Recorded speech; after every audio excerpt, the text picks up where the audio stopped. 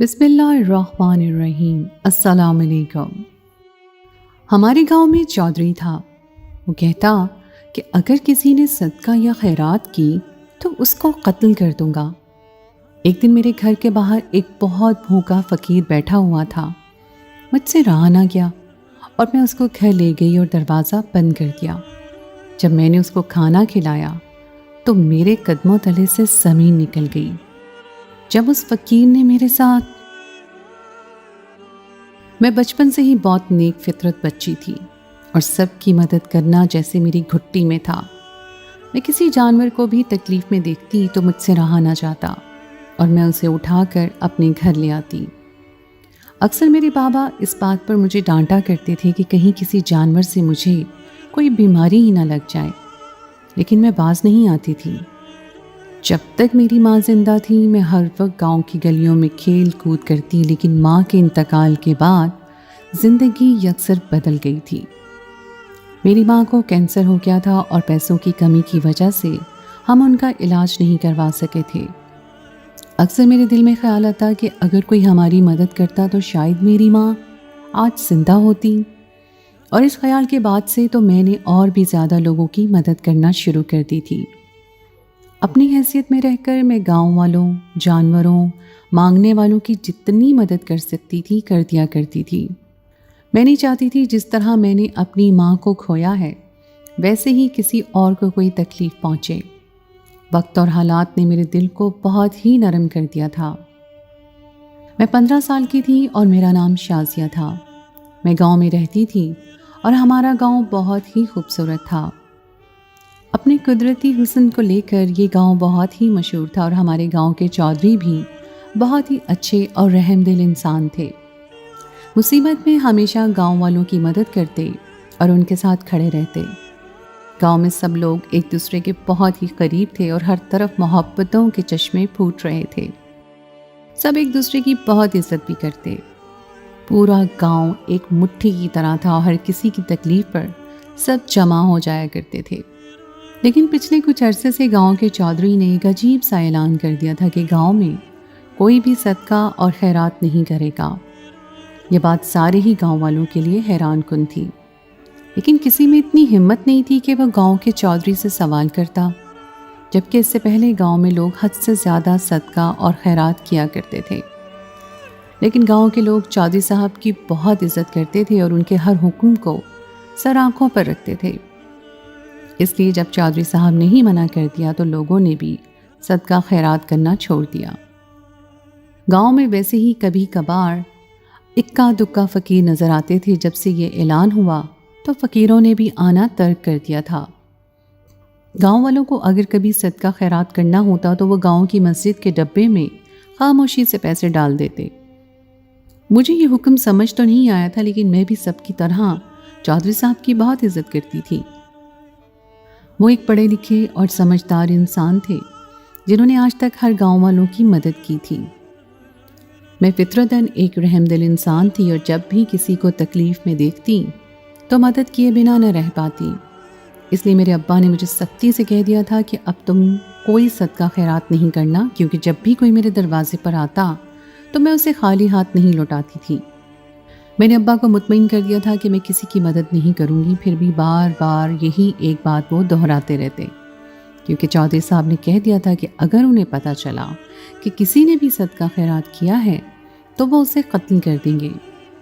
کبھی کبھی میں سوچتی کہ اتنے اچھے نیک چودھری صاحب کو اچانک ایسا کیا ہو گیا ہے جو وہ غریبوں کے پیچھے پڑ گئے ہیں، اور ان کا حکم نہ ماننے پر سزا بھی کوئی چھوٹی موٹی نہیں رکھی گئی تھی بلکہ سیدھے قتل کا حکم تھا، اور اسی وجہ سے گاؤں والے بہت زیادہ احتیاط برت رہے تھے۔ ایک روز میں شام کے وقت اپنی سہیلیوں کے ساتھ کھیل کود میں مصروف تھی، جبھی میں نے دیکھا کہ گاؤں کے باہر والے راستے پر پیپل کے پیڑ کے نیچے ایک غریب فقیر بیٹھا ہوا ہے۔ میرا دل خود بخود اس کی طرف کھینچا چلا جانے لگا۔ آج تک ایسا کبھی نہیں ہوا تھا کہ میں نے گاؤں کے راستے پر کوئی فقیر دیکھا ہو اور مدد نہ کی ہو، لیکن مجھے اپنے بابا کی بات یاد آ گئی تو میں اپنی سہیلیوں کے ساتھ کھیل میں مگن ہو گئی اور اسے جان بوجھ کر نظر انداز کر دیا۔ مغرب کے وقت میں گھر لوٹ آئی، لیکن ایک دفعہ پھر وہی فقیر مجھے یاد آنے لگا جو نہ جانے کتنی مشکل اور تکلیف میں وہاں بیٹھا ہوا تھا، اور میں اس کی مدد بھی نہیں کر پائی۔ رات کے کھانے پر میں نے بابا سے ذکر کیا کہ میں نے آج گاؤں کے باہر والے راستے پر فقیر کو بیٹھا دیکھا تھا، وہ بیچارہ بہت ہی بھوکا پیاسا محسوس ہو رہا تھا، آپ اس کی کچھ مدد کر دیجئے۔ بابا کہنے لگے کہ اگر چودھری صاحب نے سب کو خیرات کرنے کے لیے منع کیا ہے تو یقیناً کوئی نہ کوئی وجہ ضرور ہوگی، بہتر یہ ہے تم اس بارے میں نہ سوچو۔ گرمیوں کی دوپہریں تھیں، دن ایسے ہی بوجھل بوجھل گزر رہے تھے۔ گرمیوں کی دوپہروں میں گاؤں میں سناٹا رہا کرتا تھا اور سب لوگ اپنے گھروں میں مقید رہتے تھے، کیونکہ گاؤں میں گرمی کا زور بہت ہوتا تھا۔ میں بھی سارا وقت گھر پر گزارتی اور گھر کے کام کاج کرتی، کیونکہ میری اماں کے انتقال کو 2 سال ہو چکے تھے۔ اس وقت میں 13 سال کی تھی اور جب سے گھرداری میں سنبھال رہی تھی، میرے بابا کھیتوں میں کام کرتے تھے۔ ہمارا گھریلو حالات بہت اچھے تھے اور میں اپنی ماں کے نام پر اکثر ہی خیرات کیا کرتی تھی۔ ایسی ہی ایک دوپہر میں جب میں اپنے کاموں سے فارغ ہو کر سکون سے چارپائی پہ لیٹی تو میرے گھر کا دروازہ بجنے لگا۔ مجھے لگا شاید بابا کسی کام سے لوٹ کر آئے ہیں، اور اسی لیے میں نے دروازہ کھول دیا، لیکن میرے سامنے ایک ہانپتا کامتا فقیر کھڑا تھا جو مدد طلب نظروں سے مجھے دیکھ رہا تھا۔ اگر عام حالات ہوتے تو میں فوراً اس کی مدد کرتی، لیکن اپنے بابا کی بات یاد آتے ہی میں نے اسے معافی مانگ کر گھر کا دروازہ بند کر لیا۔ میں واپس چارپائی پر آ کر لیٹ گئی، لیکن میرا ضمیر مجھے ملامت کر رہا تھا۔ میں نے غریب کی مدد نہیں کی تھی، جبکہ میں اسے کھانا کھلانے کے قابل تھی، اور ایک غریب کی مدد نہ کر کے میں نے خود کو اپنی نظروں میں گرا دیا تھا۔ وہ فقیر تو شاید چلا گیا تھا، لیکن میرے ذہن میں وہ بس گیا تھا۔ بار بار مجھے اس کا خیال آتا، کیونکہ میں اچھے سے جانتی تھی کہ گاؤں میں کسی اور نے بھی اس کی مدد نہیں کی ہوگی۔ یہ وہی فقیر تھا جو درخت کے پاس بیٹھا ہم سہیلیوں کو کھیلتے ہوئے دیکھ رہا تھا۔ میں نے اسے گاؤں میں پہلی دفعہ دیکھا تھا، شاید یہ کوئی بہت ہی مجبور شخص تھا جو یہاں وہاں بھٹک رہا تھا۔ دوپہر سے رات ہو گئی، لیکن بار بار مجھے اس غریب فقیر کا خیال آتا۔ مجھ سے رات کا کھانا بھی نہ کھایا گیا۔ میں یوں ہی چپ چاپ سونے کے لیے لیٹ گئی۔ آج مجھے چودھری صاحب سے بہت ہی نفرت محسوس ہو رہی تھی۔ وہ تو عالی شان سے حویلی میں بیٹھے ہوئے تھے اور ان کی وجہ سے ایک شخص بھوکا در بدر کی ٹھوکریں کھا رہا تھا۔ گاؤں کے پرانے فقیر تو کہیں غائب ہی ہو گئے تھے۔ میں جیسے ہی سونے کے لیے آنکھیں بند کرتی تو میری آنکھوں کے سامنے کبھی اپنی ماں کا بے بس چہرہ آتا جو درد کی شدت سے تڑپتی ہوئی جان کی بازی ہار گئی تھی، تو کبھی اس فقیر کا چہرہ نظر آتا۔ ایک ملال نے مجھے گھیر لیا تھا۔ رات کے وقت بھی گاؤں میں بہت زیادہ حبس ہو رہا تھا، اور اس وقت تو میرے اندر بھی گھٹن کا احساس تھا۔ میرا پورا جسم پسینے سے شرابور ہو رہا تھا، اور نیند تو جیسے مہربان ہونے کو تیار ہی نہیں تھی۔ میں نے سوچ لیا تھا کہ اب وہ فقیر اگر میرے دروازے پر آئے گا تو میں اسے خالی ہاتھ نہیں لوٹاؤں گی۔ اگلی دوپہر کو وہ فقیر ہمارے گھر نہ آیا، لیکن لاشعوری طور پر مجھے اس کی دستک کا انتظار تھا، اور شام پھر جب میں سہیلیوں کے ساتھ کھیلنے کے لیے باہر نکلی تو وہ مجھے اسی درخت کے نیچے نظر آیا، لیکن اپنی سہیلیوں کی موجودگی میں وہاں نہیں جانا چاہتی تھی۔ چودھری صاحب اپنی بات کے پکے تھے، اگر کسی کو بھی اس بات کا پتہ چلتا تو سچ میں مجھے قتل کر دیتے۔ مجھے چودھری صاحب کا خوف بھی تھا۔ 2 دن یوں ہی گزر گئے اور میں خاموشی سے 2 دنوں سے اسے درخت کے نیچے بیٹھا دیکھ رہی تھی۔ مجھے اس کی حالت پر بہت ہی ترس آتا تھا۔ ایسا لگتا تھا جیسے بھوک سے اس کا وجود کانپ رہا ہے اور وہ مجھے مدد کے لیے بلا رہا ہے۔ وہ خاموش نظروں سے بیٹھا مجھے تکتا رہتا، اور مجھے اپنے جسم پر اس کی نظروں کا احساس ہوتا۔ شاید وہ مجھ سے مدد کی امید لگائے بیٹھا تھا۔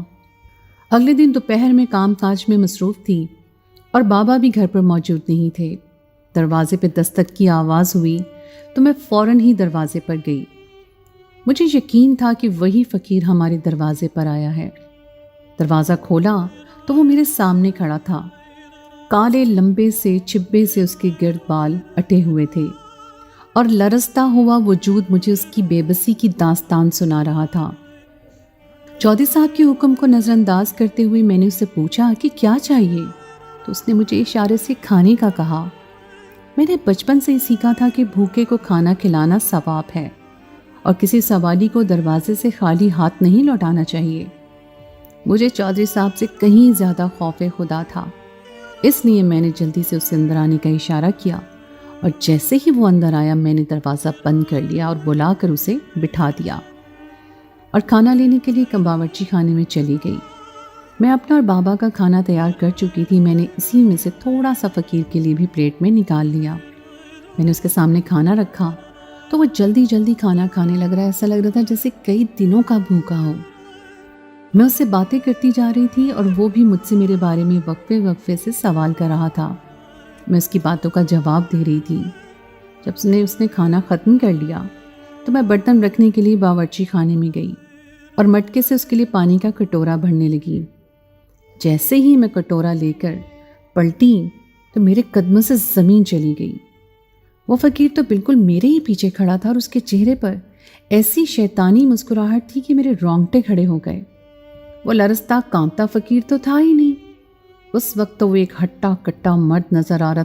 उसकी आंखों में मुझे साफ तौर पर हवस नज़र आ रही थी। जैसे ही उसने मेरी तरफ एक कदम बढ़ाया मेरी जान निकल गई। उसने फ़ौरन मुझे दबोच लिया। मुझे चीखने का मौका ना मिला और फिर जो कुछ उसने मेरे साथ किया वो मैं बयान नहीं कर सकती। उसने दोपहर के सन्नाटे का फ़ायदा उठाते हुए मुझे पूरी तरह पामाल कर दिया। मेरी लाख कोशिशों के बावजूद भी मैं खुद को उससे छुड़ा नहीं पाई थी। वो एक ताकतवर मर्द था और मैं 15 साल की एक कमज़ोर सी लड़की।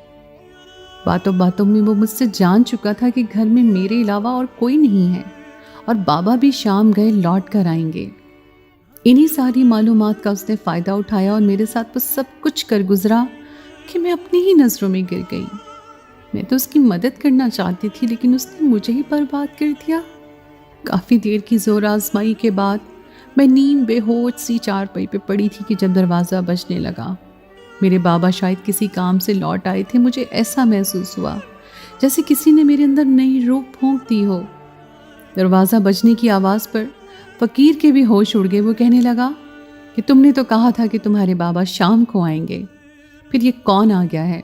घर से बाहर निकलने का एक ही रास्ता था और अब वो पूरी तरह फंस चुका था। वो डंडा उठाकर दरवाज़ा खोलने के लिए गया। उसका इरादा था कि दरवाज़ा खोलते ही मेरे बाबा के सर पर डंडा मारता हुआ वो खुद फरार हो जाएगा। लेकिन दरवाज़ा खुलने पर मेरे बाबा नहीं बल्कि गांव के चौधरी के मुलाजिम खड़े थे। उन्होंने फ़ौरन ही उस फ़कीर को पकड़ लिया और अपने साथ ले जाने लगे। इतने में मेरे बाबा चले आए और जब उन्हें पूरी बात का पता चला तो उन्होंने उस फ़कीर को मारना शुरू कर दिया। लेकिन चौधरी साहब के मुलाजिम बीच में आ गए। मेरे बाबा ने कहा कि मेरी बेटी की इज्जत पर बात आई है तो अब इसका फैसला पंचायत में होगा। चौधरी साहब के मुलाजिम ने बाबा से कहा कि अगर आप ये बात पंचायत में लेकर जाएंगे तो मत भूलिएगा कि आपकी बेटी को भी कत्ल कर दिया जाएगा, क्योंकि इसने चौधरी साहब के हुक्म की खिलाफ वर्जी की है।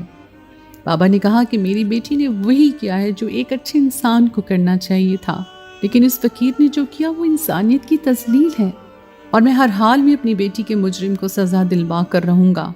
चौधरी साहब के मुलाजमों ने मेरे बाबा को खूब धमकाया, लेकिन इसके बावजूद भी मेरे बाबा न डरे और बात सीधा पंचायत के सरबराह तक पहुंच गई।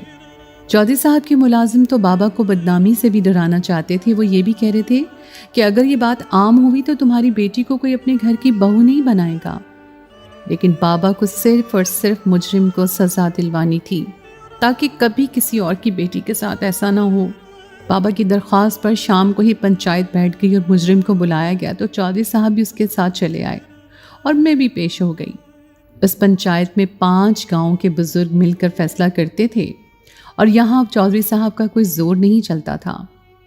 जब मुझसे सारा मामला पूछा गया तो मैंने सारी बात सच सच बता दी कि मैं बहुत दिनों से इस फ़कीर को देख रही थी और हमदर्दी की बिना पर ही मैं उसे खाना खिलाने के लिए अपने घर ले गई थी। मुझे बिल्कुल भी खबर नहीं थी कि फ़कीर के जिस्से में एक भेड़िया छुपा हुआ है जिसकी भूख खाना नहीं बल्कि जिस्म है। वो फ़कीर चौधरी साहब के पीछे सर झुकाए खामोशी से खड़ा था।